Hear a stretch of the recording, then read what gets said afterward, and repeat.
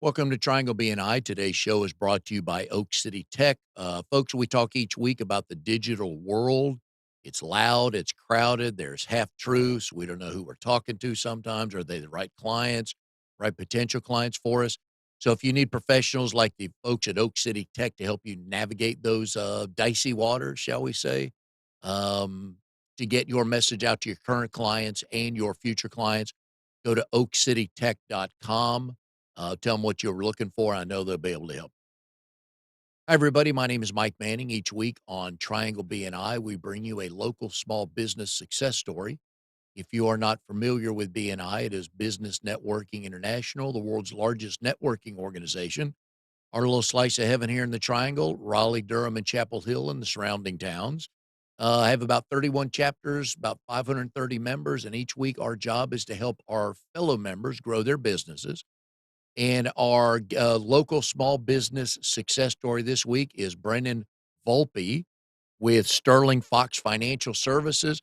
Brennan's in RD 34, Pay It Forward. They meet 8 a.m. on Friday mornings at the Outback Steakhouse in Cary on Walnut Street. Brennan, how are you today? Hey, how are you, Mike? Doing well. You guys had a good weekend, Mother's Day weekend? Oh yeah, family kept me busy all weekend, All right. so can't complain. We will get to that in just a minute because I always love family stories, especially when there's two little kids involved. But because Oh yeah. I vaguely remember those days, and one day may your head still be full of nice hair, but some of it might be gray. But you guys at Sterling Fox are registered agents of Raymond James. Yeah, 6.5 years you've been doing this. Were you a math whiz growing up? Did you like numbers? Where did this come from? yeah. Always liked numbers. Always liked saving my money. Would always walk around the neighborhood and try to find extra jobs to do. And I don't know. I was just always into. I was a big collector as a kid, actually, and then I kind of found that collecting money was fun. And yeah, I actually wrote a book in the third grade about how I love money and love saving and had $30 in my bank and wanted to be a millionaire someday. So I guess it started young. What were your first jobs you did? So my first job, I was 14. Worked at a Carvel ice cream store in Cary. Worked there for a while, then went worked at Chick-fil-A, was a pizza man twice, worked in restaurants for a lot of years in high school. Yeah. I worked more than I went to school pretty much all through high school, and then yeah, just liked it's one thing I was good at, I guess. Let's go back to the early years. What was the first non W-2 job that you or business that you owned? Well, when I was 18, I started selling, being a door-to-door salesman. So that was all 100% 1099, Yeah. no salary, no anything. So I did that for a long time, and that's kind of when I realized I liked Yeah. being my own boss and all that good stuff. So back in the neighborhood though, when you were 8, 9, 10, 11, what lemonade stand, cutting grass? Cutting grass, every time it would snow, I'd make several $100. Me and my friends would walk around shoveling driveways and just always some kind of hustle out there. My dad was always telling us stories about how he would buy a pack of gum and sell each stick at school and was just always hustling and so it made me want to get out there and just see what I could make. So are you a fan of snow to this day? Oh yeah, definitely. Love it's just brings dollar signs to my eyes every time. So I remember going around the neighborhood. This was way before your time, probably way before your parents met. Just taking the lawnmower, just knocking on doors, and if we could get at that time, if we could get 5 or $7 to cut the grass. Granted, this was, oh yeah, early to mid '70s, so I'm assuming your rate was a little bit higher when you were about that age? probably not much higher, but yeah. And of course, we never factored in expenses like gas. We're like, "Hey, dad, gas can's empty. I need more gas." Yeah, definitely. No, it's fun. It's something I try to teach my kids. My daughter is currently the little ringleader of a group of 5 girls, and they're designing flyers to put around the neighborhood for their dog walking business, and they do Nice. lemonade stands, and just kind of fun to pass that on a little bit. That proud dad's beating hard seeing those, Oh, right? yeah. She's horrible with her money, but she does earn it, so that's good. Well, you can correct that. Earning the Oh, money sometimes is hard to correct, right? definitely. As a financial advisor, we assume that we make all kinds of assumptions. Certain industries have just great myths, but we assume, oh, they're sitting there trying to make a buck and this, that, and the other. And while that's technically correct, what I've learned through BNI, well, before I ask a question, let me back up. Here's one of the things I've learned in BNI about financial advisors, because I always assumed before I got to know financial advisors that, oh my God, this with the market right now, but their phone's ringing off the hook. But the successful ones tell me, nah, all my clients know they got a plan for this. And I assume that you probably have a bunch of clients that are like, man, I'm glad we talked this through.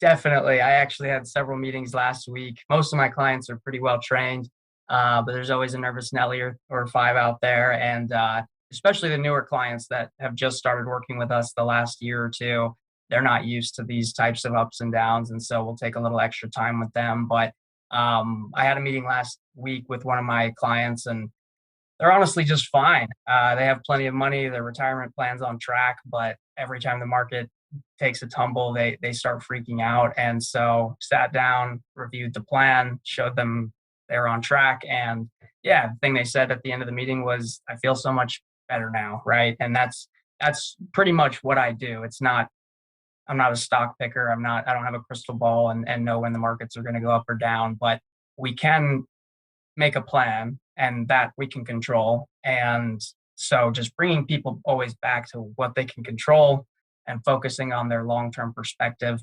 not getting caught up in the news lines, headlines of the day and all the panic that's out there. That's always there.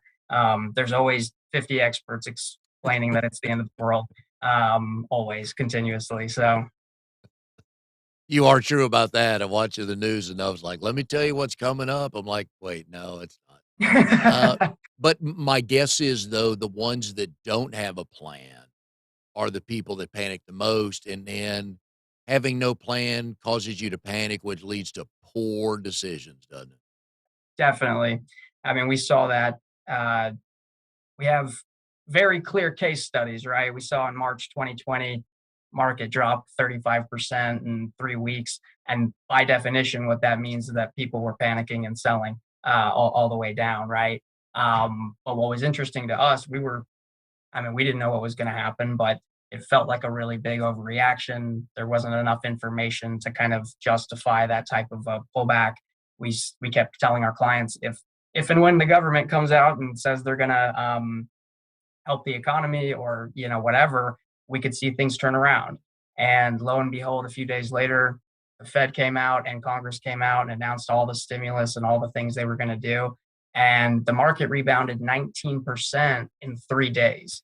And so for everybody that kind of panicked and got out on the way down, they very likely missed half the recovery in a 3 day time. So that's why we try not to panic and not to try to time things and just kind of keep that long term perspective, because it's actually proven to work out better than trying to think you're smarter than the markets. Yeah, and the other thing I've learned from financial advisors in BNI that a downturn in the market is kind of okay because that allows you to buy a good stock at a cheaper price. Absolutely, it's the only my industry is the only industry where people get very upset when everything goes on sale. So it's a good time to buy, good time to pick up things that we would love to hold for the long term at times like this. I like that. The other thing I've learned from financial advisors in BNI is, and you mentioned the word plan, which is huge, but you're just actually there to help. And when you and I were chatting, I guess email the other day, one of the things everybody's looking for something, usually everybody, mostly everybody is to help with something or get something started. And mine is always everybody that knows, my grandson's going to be 4 here in a couple of months, but what can grandparents think about when their first, second, third, eighth grandchild is born? Yeah, that's a great question. So it really depends on you're trying to accomplish. We have a lot of clients where their big goal is they want to help their grandkids with college planning, right? They don't want their kids to have their kids or their grandkids taking on a lot of student loans, and we all know how harmful that can be over the long term. So we have clients that set up college funds, 529s, what's kind of interesting about that is you don't actually have to put a 529, a college fund, in any one specific kid's name. I like to do it with my clients as one large 529 education pool. You can put as much money in there as you want. And then if you have 10 grandkids, if one of them goes to Harvard and one of them goes to Wake Tech, you can then kind of portion it out to whoever needs it, whoever sucks up to you the most, whatever.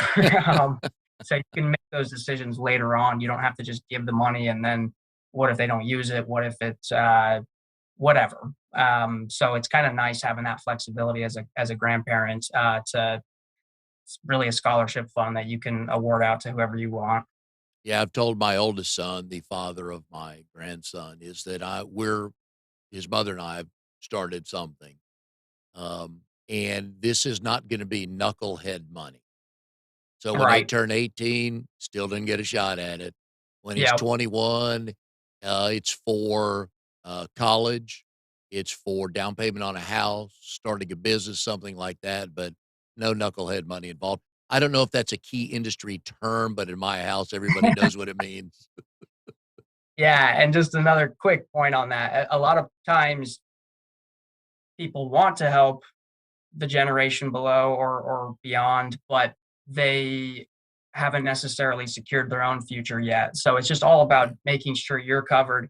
Kids can take out student loans for college. You can't take out a loan for retirement, right? If you live longer than your savings. And so it's got to be making sure that you're doing everything on the right at the right time for your own plan as well. Your world is full of numbers, obviously. I see these reports all the time when they show somebody at the age of 18 just starting to put away like $100 a month. Yep. And I think the last one I saw was somebody that started doing something at like 35 or 38 would never be able to catch up to that Yep. person just started 100 month. And that just boggles the mind. But when you just keep putting it away and know I can't and won't touch it, man, that adds up over we say it adds up quick because people go from 18 to I'm sure your parents would go, "Wait, how do we get grandkids?" We're not that, so life happens fast, but even something that small can make a big deal. Yeah, and we tell people that all the time. It's not really about how good of a chef you are. It just matters how long it's cooking in the oven, Yeah. right? It's you don't have to have a magic uh, system. You don't have to be the best stock picker in the world or anything like that. But if you can save the money that you put away early in your life is worth 5, 10, 50 times more than the money that you put away later in life. And it's just a shame that very few people understand that because if it was between, if an 18-year-old really understood, I could take this $100 and put it in a Roth, or I can take this $100 and buy another pair of shoes. Yeah. And this is going to turn into thousands of dollars, and these shoes will be done in 6 months. If they really got that, Yeah. in the moment, it would completely change the way that people, think about the long term because it does not take a lot. People think they have to either live life or save for the future. You can very easily do both, especially if you start early enough. I think if people just did a grande mocha whatever every other day from Starbucks, they could probably fund a decent retirement starting at the age of 18. The little things certainly add up. So, Thankfully, I'm a decaf guy on Panera's $8.99 a month, all you can drink. So, yeah, my wife's a big coffee drinker, and that's a good example. Actually, yeah, I absolutely refuse to pay $6 a day, for coffee, and then I started drinking coffee not long ago. So I'm yeah, like, I'm not doing $12 a day. So we spent $600 on a really nice espresso machine and make our own every day, and it costs yeah, about 30 cents a cup. So yeah. it'll pay for itself in a few months. And, you've seen stories and obviously not asking any details, but the things we decide we wanna spend our money on just gotta blow your mind. Definitely, and again, it's if someone understood, if I just bought a $20,000 car instead of a $50,000 car, Yeah. and that means I can retire 3 years earlier. If they got that math, it would be a lot easier to make those smarter decisions in the moment. Yeah. And it's a great example because I didn't grow up a car guy. My dad wasn't one, and I have one uncle. My dad had a brother. My mom was an only child, so I had no aunts or uncles on that, to talk about cars. And so, my dad never told us that. So I never got hooked on that. So I'm happy driving a minivan, or I've Good. got a Toyota, that I'm fine with. But that keeping up with the Joneses can be pricey. For sure. Yeah, and I'm actually very grateful that my wife, won't let us move to a big house in a fancy neighborhood. We live in the smallest house in our neighborhood, and she loves it and won't ever leave, so Yeah. we, thankfully don't have to worry about that too bad. But that's the value talking about, when we talk about hidden gems and hidden purchases and stuff like that, if you have the smallest house in a nice neighborhood, man, you win because For sure. your price is going up every day just like the bigger houses are. Right, absolutely. I mean, it's this real estate market has been beyond insane, and, great for sellers, terrible for buyers, especially terrible for first-time home Yeah. buyers, but, good environment for anybody who's got a house already. Have you seen more people wanting to this, I guess, go back 5 years or so, have you seen more people wanting to buy houses as an investment in a rental side? Yeah, it's, kind of the way that it always works, right? After all the big gains have happened, everybody wants to jump in, right? So everybody hears about their friend who has a rental and has made so much money on it now, right? After the markets have exploded 40% the last 2 years. But obviously, that kind of makes it not the best time to start investing, right? So who knows where the markets are going to go? But there's been a tremendous increase in interest for Yeah. rental properties, which is good. It's just that's one of the reasons why the market is so very tight Oh, and yeah. expensive and crazy right now. And then you see some of the rental prices that people are looking at. It's like, wait, 2,200 there? So, Yeah. So luckily, I'm on the good side of that as yeah, well, where my dad and my uncle and I have some rental properties, so we keep a good eye on where the markets are and rent. And yeah. I mean, it's we had just had a house that somebody moved out of a few months ago, and they were paying 1450, and new people moved in and they're paying 2000 for the same house. So it's, Wow. it's very, very, and we had no trouble getting it either. Yeah. So Oh, yeah. Well, good for you guys. That leads me into my next question is you do something that my brother and I did a couple of years ago is have a family business. And when I would tell people, "Oh, my brother and I," it was a commercial cleaning company that got me into BNI. And I would tell people, "Yeah, my brother and I have a commercial cleaning company," and I'd either get the, "Oh, good," or the, "Ooh, family." yes, it can be that way. So I've done it twice now. I actually, when I was doing the door to door sales company, I worked with my older brother. He was my boss the whole time, and we worked really well together. So that was great. And then moving here, work with my dad and my brother in law, and certainly has its pros and cons. But I like working with family just because I'm a pretty blunt, straightforward person, and you can be that way with family. So we're good teammates and work together on a lot of stuff, but also have our own styles and everything, which is great because um, you in our industry you don't want to just be sitting still doing the same thing as everybody else. So it's always good coming up with new ideas and new ways to do things. Yeah, and I enjoyed working with my brother because we have totally different interest and skill sets. He is he's the numbers detail person for the business, looking at margins, researching ways to save money, and whether it's equipment or services or whatever, keeping the books and stuff like that. And I just want to talk all day. I just want to network and meet Yeah. people. And I did the cleaning and hired the people to do the cleaning, and I was happy to do that. I've managed people for years, but that always helps when you've got people. And we didn't care. Hopefully, like you and your brother, we didn't care who got the credit. We just made sure one of us went to the bank with a check every week, Right. and then we were both happy. Yeah, we're all doing well, and our goal is just to serve as many families as we can, so we can do that a little bit better together than all on our own, which is great. Did you and your dad and your brother-in-law have to have a conversation before, you came aboard and or before your brother-in-law came aboard about how families talk together in a business environment and when it's business and when it's family?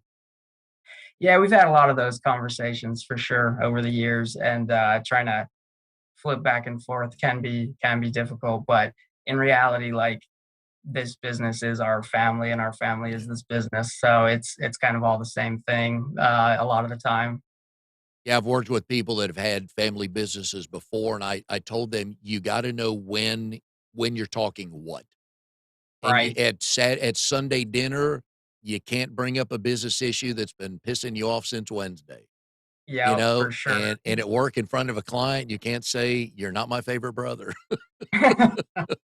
Definitely gotta keep things separate, but yeah, no, it's overall a good for sure.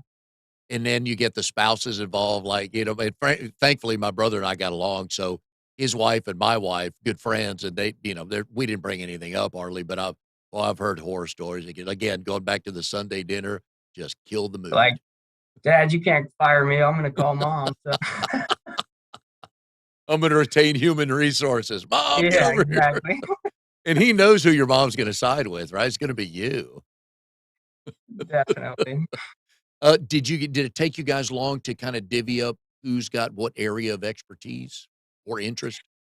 Yeah, I mean, so our practice is a little bit different. There's a lot of financial practices that all of the advisors work together on one book. We have ours separated to three separate books. So I work with my clients. My brother-in-law works with his, and we do help each other with a lot of that. We do a lot of our research together, our model work, our marketing, and everything like that. But most of it boils down to kind of the individual relationships and work that we do with our clients. So it's more of a support team, and then most of what we do is kind of one on one with our people. So when there's a big client meeting, is he dad or Bob in the meeting? Depends on the client, I guess. We've got a lot of old family friends and then family Yeah. that are clients, and so kind of just depends. Usually Bob, though, I guess, Yeah. at the office. So and your dad's been doing this a while, and I know you'll eventually come into this where you get to second generation clients, right? Oh yeah, definitely. Yeah, so he started with Edward Jones in the year 2000, and then about 12 years ago, he went independent with Raymond James, and so he moved here to Holly Springs. That's where our office is. 22 years ago, there was a Food Lion and one street light, and that was it. But it's really grown up around us, and there's a big benefit to being the first in an area. Yeah. So having been here for so long, it provides a lot of that trust with the community, and Yep. yeah, we're couldn't be happier where we're at. It's gotta be cool seeing, kids come in whose parents are also clients. That's gotta be neat. Definitely, I work with a lot of our younger clients, just because they're all kind of going through the same types of things, and so yeah, it's really great seeing. There's a big difference between parents. You can tell immediately parents who have taught their kids Yeah. and parents who have not, right? And so we really like working with the parents who taught their kids good things, and it doesn't matter if they don't have any money today. They have the knowledge and the skills and the habits that they're going to be in great shape, right? So that's what I look at. The name of the firm is Sterling Fox Financial Services. Who is Sterling Fox? Great question. So my last name is Volpe, and Volpe is the Italian word for fox. So it's kind of a big thing in our family. We wanted to have the name up there, but not be Volpe Financial or whatever. And then Sterling is actually my late grandfather's name on my mom's side. So her dad's name, and then also my late brother, his middle name was Sterling as well. So kind of Nice. a family name all merged in there together. But yeah, that's Nice. the story. I love the way company names get started because sometimes there's a wonderful connection like that. Did your dad how long has it been Sterling Fox? It's been Sterling Fox for about 8 years. Okay. So when he first came over from Edward Jones, it just said Raymond James, but we're an independent firm, so we're our own office. We don't work for Raymond James. Our clients kind of work with us, and Raymond James is our support. So we have the ability to have our own name, and it's really, our own business. Does that mean you are fluent in Italian? No, not at all. But yeah, I'm more of like a Olive Garden Italian, but but the name brings some truth home for it, so a little credibility. So then as a financial advisor, you recommend the all-you-can-eat salad and bread meal at No question about it. It's the best deal in town. So, no, how far back on your dad's side does it go to Italy? my grandpa came over. They all settled up in the Northeast. I was born in Connecticut, where my parents are both from, but moved down here when I was about 3. My dad was working with IBM, and moved down here to Cary. So grew up right off right in North Cary, right off Cary Parkway, and went to Cary High School and the whole thing. Most of the new people in the area back then was like, "Oh, you're with IBM," and everybody go, "Yeah," because you could tell, Exactly. moving in. Cary Cary was just IBM and SAS. That's all it was. Did they change the name to Volpe, or has it always been that? Was it that over in Italy? It's been that. Apparently, it's a very common name Hmm. over there, and they were actually in Italy probably 10 years ago, and found a church that had our whole family genealogy in it all the way back Oh. a couple hours south of Rome. So that was pretty cool. Oh, very nice. Another reason a reason for you to travel to Italy one day, right? Oh, I've been there, but yeah, not enough, not as much as I'd like. So Oh, very cool. Okay, so do you make Italian meals at home and I drink that do. high price wine and everything? Yeah, I'm not a very good cook, but what I do cook is all Italian food, and it's quite good. So You're a catch, aren't yeah, you ask my wife. I guess she can answer that. you? That's good. Uh, yeah, no, I don't think I could say it. Does he pinch his wife? That would be profiling, and that's wrong. So, um, yeah, so you can cook.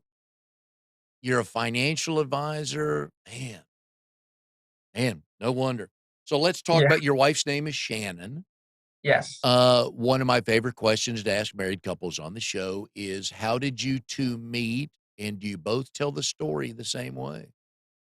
Yeah, I think she would tell the story the same way because it makes her look great and me look kinda silly. So, yeah, we met at church, when we were both going to college in Utah. Uh, we got married very young, but, that's just kinda how they do it out there. But, yeah, met at church, instantly was attracted to her. She didn't know I was alive for a while. Um, I don't sing at all, never have, never will, but she was in the choir, so went to choir practice and, asked her out, and, I guess she had a rule that she always says yes to a first date even though she didn't like me. So we went on our first date, and, still didn't like me, but somehow I persisted, and she found herself liking me, and dated for a few months, and yeah, we got married young. I was 21, she was 19, and all the rest is history. Where was the first date? You won't believe this, but the Olive Garden. It was actually a work Christmas party. I was just inviting her to join along, which again was not a great first date to invite her to my Christmas party with all my friends and workmates and my brother, and she didn't know a soul. But again, jokes on her. She married me, so it all worked out. So then let's go to the next just Brennan and Michelle date. Where was that? So just Shannon, right? Or Shannon, I sorry, Michelle, gotta keep Shannon. them Yep. all straight. Yep. I No, know. Shannon and I, we went to Carrabba's for my Oh, birthday. jeez. Lord. Italian food, man, I'm telling you. God, are you easy to plan It was my for? birthday, all right? And so she came, and then we were official, I think, the next day. So Carrabba's. How much it cost you back then, and did they make them give you a free dessert because A, it was your birthday, and B, you're a financial guy? I didn't pay for the Christmas dinner at Olive Garden, and it was my birthday, so I didn't pay for Carrabba's either. So, free Italian food's the best. That's the moral of the story. What was there an Italian theme at the wedding? No, she's not Italian at all, so it was just a very, it's probably the cheapest wedding you ever heard of. We did it all ourselves back then. So Oh, those stories are the best. I love how people meet. Usually it's the guy like, "I swear I'm nice, just give me one chance," right? yeah, she wasn't having it, but persistence is key. That's one thing I've learned in life. Yep. Now, did you know any of her friends in the choir that if you needed, some confirmation that, he's not and you're not even wanting him to say he's good, you just wanting him to just say he's not half bad, you'd have taken that, right? Yeah, no, I was all on my own, so it was very intimidating. So And what maiden name did she marry out of? so her maiden name is Gillespie. Eh, okay. Alright. A little bit easier, but more letters, so yeah. Yeah, Too funny. definitely. 2 kids, what did the kids do for mom yesterday? Yeah, so my little daughter, she's 10 years old, and my son is 6. So we had a good day. My daughter helped me make breakfast in the morning, cooked up some eggs for my wife, and yeah, had a great day. We all went out shopping the day before, and each picked her out a present. So uh, I then realized I should have taken them to a much cheaper store before I let them pick out their presents, but that's how it works out, I guess. Are their styles of what they wanted to get mom a little bit different because of the ages? Um, yeah, my daughter got her some cute leggings, because she's into cute clothes, and my son got her a beautiful painting, so of some Oh, flowers. okay. Nothing wrong with Yeah, that. yeah. I always like firsts on the show. So to my knowledge, and I don't know, I think you're episode 164, so I may have forgotten about somebody, but to have gone to college in Hawaii, Oh, right? So right, yeah, you spent a year at BYU, Hawaii. sure did, yeah. Uh, A, I don't have to ask why you went there. I know why you went there, but how come you were there? Yeah, so I grew up Mormon, and so most everybody goes to school out at BYU in Utah. But they do have a very small campus on the North Shore of Oahu. It's not really for mainlanders; it's for people who live in Polynesia and in Asia to come. It's just a Oh, little easier for them to get, their student passes and stuff to come to Hawaii than to go to the mainland. And so very hard to get into that school. But my brother had found a loophole. He graduated a semester early and applied to get into the summer and spring terms. And those are like not as many people go to that. So he got accepted to that, even though he had horrible grades. And so I also graduated high school a semester early. And so I applied and got in to go in April, and then was able to be there for the whole summer. And then I actually got accepted. He only got accepted to go for the summer. I got accepted permanently. But so yeah, went to college on the North Shore of Oahu for a year at a very small school. Had a great time, and then eventually decided to move back to the mainland. Went to school in Utah, so I could be with my brother over there. So all right. So 2 things jump out at me. I always love when people say something like, okay, I got to revisit that. A, we'll talk about what an 18-year-old's life is like on Oahu. But yes, you just told me that you were smarter than your brother because you got accepted permanently and he didn't. Did I hear that right? book smarts, no question, no doubt about that. Well, we still don't know how he graduated high school. He never passed ninth grade math, so we're not sure how he got the diploma, but they gave it to him. He's got street smarts, right? Street smarts, There you go. definitely. There you go. So Oahu, I assume living in Connecticut, you've been to the beach, but not that kind of beach. Well, I grew up here, so had some good beach times, but yeah, it was awesome. I mean, literally a 5-minute walk to the beach, some of the best beaches and waves in the world.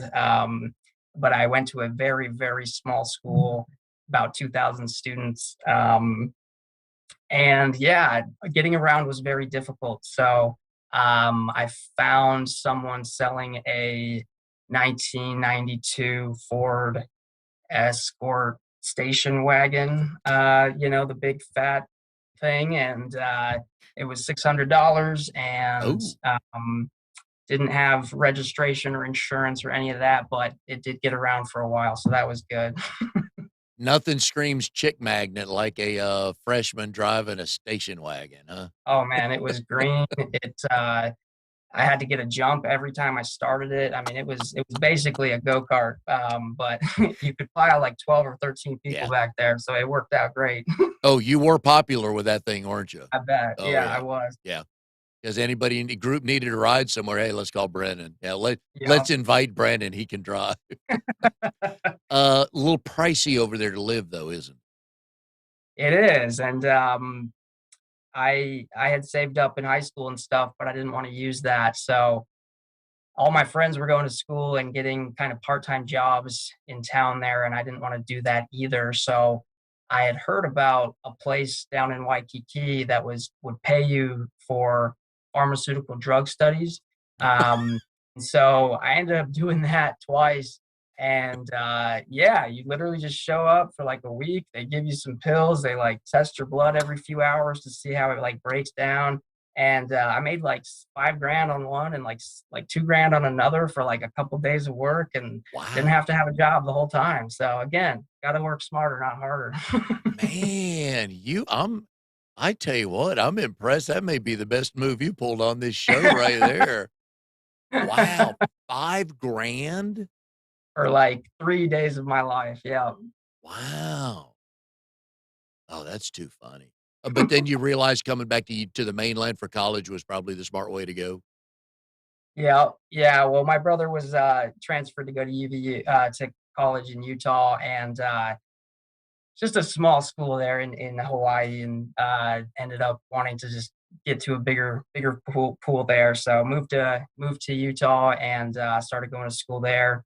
I stuck with my money making scheme because I didn't want to get a job for a while, and there were places where you could go donate plasma Yep. twice a week. Oh, yeah. So I would do that, get $75 a week, which was just enough money for a ski pass on the weekends. So can't complain.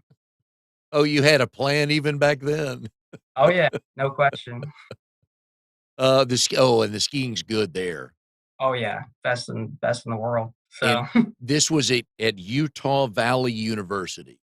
yeah, yeah, that's where I Uh, ended up graduating from. how did you find that and why? How did you find it? Why? And what was the major?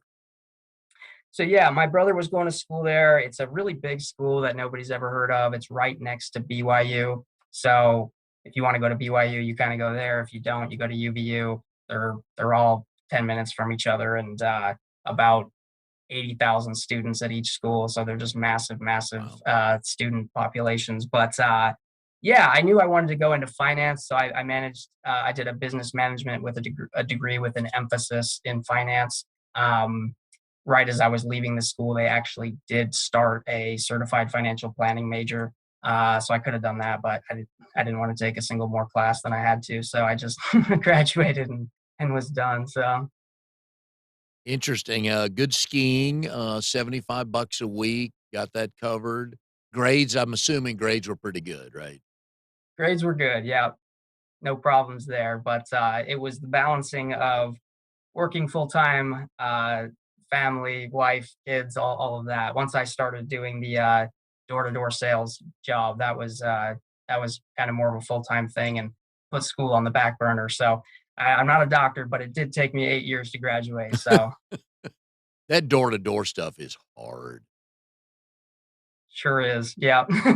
Imagine your first 100 knocks were no's, one of those deals, right? Yeah. Well, they always have you your first day, you go out and follow someone around, right? So they put me with the best salesman in the company. We went and got 4 sales in like 2 hours. And then, yeah, there you go off on your own. And what am I supposed to say? What am I doing? Yeah. What were you selling? I sold satellite TV for the most For part. So Dish Dish Network. Network, Gotcha. Direct TV. Um, yeah, was out all over the Midwest in Iowa, Nebraska for most of my summers while I was in school. And in they had their place, if you wanted to get stuff that wasn't on your cable system, but what we always the knocks on that was like, "Oh, when it rains hard in Houston where the Oh antenna yeah, is, you can't get service in Des Moines, Iowa." yep. We have good answers for all those questions nowadays. Now, how many times did you get a husband just drooling at this and, "All right, we gotta talk to my wife." Yeah, we have answers for that too. You gotta, hey, you gonna who's the boss around here? You Oh, gonna let your wife do all this? I mean, come on. did that turn out to be a pretty good job and a decent living? Yeah, very, very good job actually. I did 2 summers as a just a regular salesman, and then, I did about 4 summers as a sales manager where I would go out and bring a whole team of sales reps and, do the training and work with them all summer, and so I really enjoyed the management, the leadership, the training side of it as well, but, yeah, I mean, it's actually really crazy. If you're a good salesman, you can go out, these college kids are 20 years old and, go out for 3 or 4 months and make 20, 50, 100 grand in a summer if Wow. they're good at it and work hard. So my first summer, I was 18, I made 20 grand. My second summer, I made 35. And my third summer, I became a manager. It was the first it was right before I got married and I made 85 grand. So, as a 21-year-old kid in college, it's pretty cool to be able to work hard, make money. And like we talked about before, I was able to save and invest a lot of that early in my life to really kind of set things up for later on, which was great. And did Shannon at one point in time say, "Okay, here's the baseline. We're never going below this, so keep working"? She couldn't even begin to tell you how much money we have or how much money we make. So she's not worried. She just knows if she spends too much, I'll kind of yell at her a little Yeah. bit. That's our I do all the finances. So That sounds like my brother. My my sister-in-law come home, she'll wanna, like, redo something in the kitchen, and he's like, "Wait, what?" And then they'll have to negotiate for it seems like 3 months, whereas with me, my wife, does the books and everything, and she could have a bank account in Costa Rica, I would have no idea. Would have no idea. yeah, Yeah, and yeah, good for her if she does. She deserves it. She's gotta put up with me. definitely. But the Dish Network was good. That turned out to be a good segue into because a lot of times in the financial world, I mean, you start by cold calling. Yeah, I actually went and knocked on doors for my first couple years doing this, and found a few of my biggest clients that way. And luckily, though, when I did transition, I had been planning on it for a long time, and I had a lot of savings built up.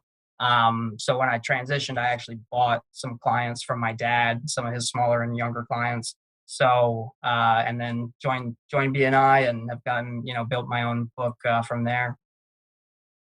How does your generation view money and invest different from what you can tell than your dad's generation?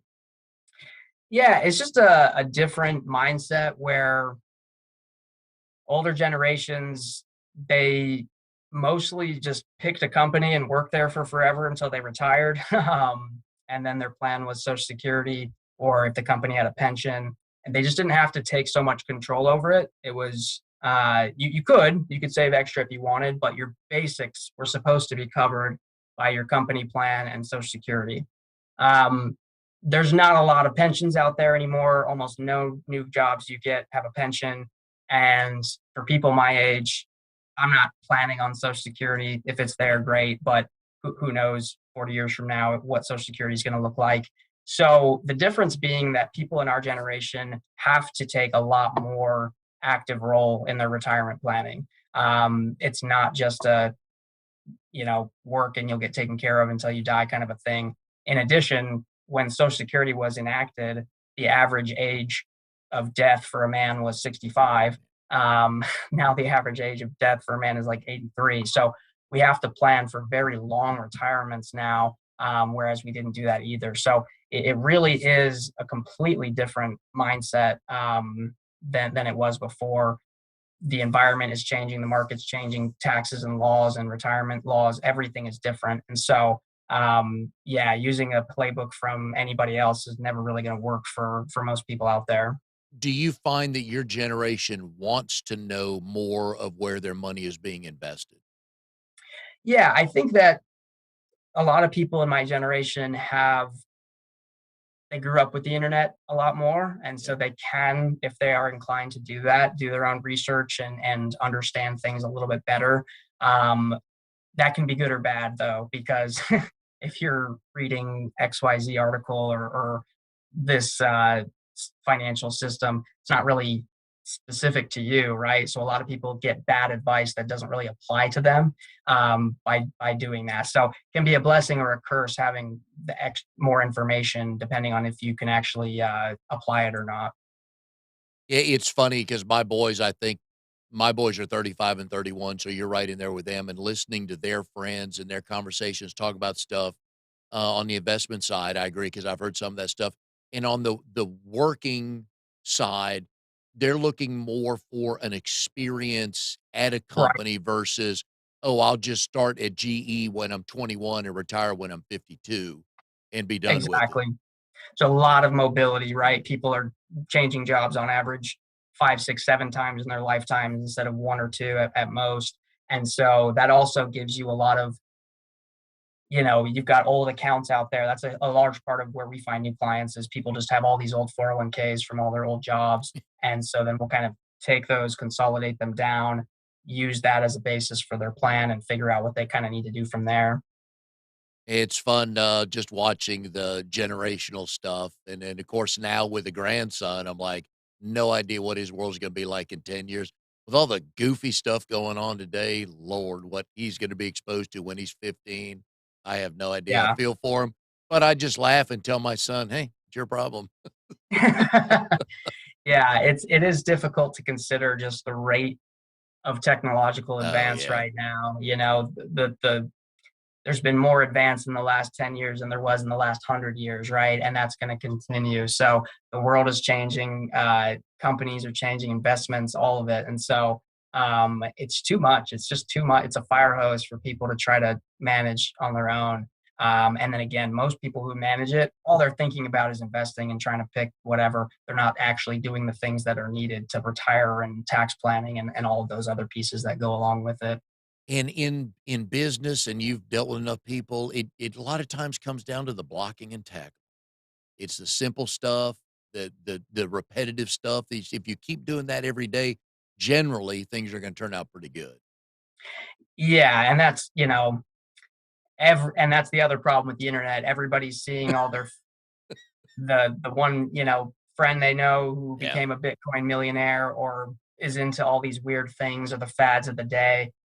But 99% of millionaires out there work blue collar or, average paying jobs and they just save throughout their lifetimes. Yeah. And slow and steady wins the race. Why gamble everything on something weird or crazy that's out there? The tortoise or the hare, yep. Which do you Yeah. want? And social media, either somebody's just won 5,000,000 or they've lost 5,000,000 and there's no in between, and that just And they drives don't me tell you when nuts. they lost 5 million. They Nope, only tell you nope. when they won It's the 5 million. guy that just got back from Vegas, brags to his buddies, 132.5, 132.5 at the craps table, but what he didn't tell you is he went there with 60,000 and he's now down Right. 28,000. Lost 100 at blackjack, won Yeah, 30 grand. there you go, Crap. there you go. Brandon, have enjoyed this very much, folks. If you need some financial advice, even just somebody to talk to figure out what's going on, we've been putting Brennan's phone number up there. Give them a call. Good family-owned business in Holly Springs. Good member of BNI as well. So if you need some help on figuring out what you got or what you want to get, please give them a call. And Brandon, have enjoyed this very much. I wish you luck with the two little ones. It's been a while since I've had two that young in the house, but I'll you and I will talk in about 7 or 8 years when your daughter's ready to go to college, see if you recommend Hawaii for college for Oh her. boy. Yeah, not for her. And also if her, small business empire, how much that's grown. We'll revisit that in a Yes, few that's years what we'll too, so focus on for sure. yeah, but I've enjoyed having you on the show. Best of luck to you and the Thank you. family for the rest of 2022, and we will see everybody next time on Triangle BNI.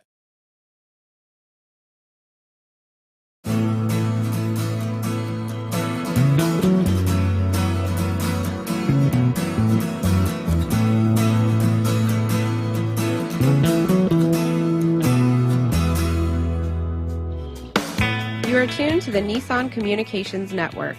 If you tuned in too late, you can always watch each program in its entirety or download an MP3 audio file of it in the archives section at nissancommunications.com.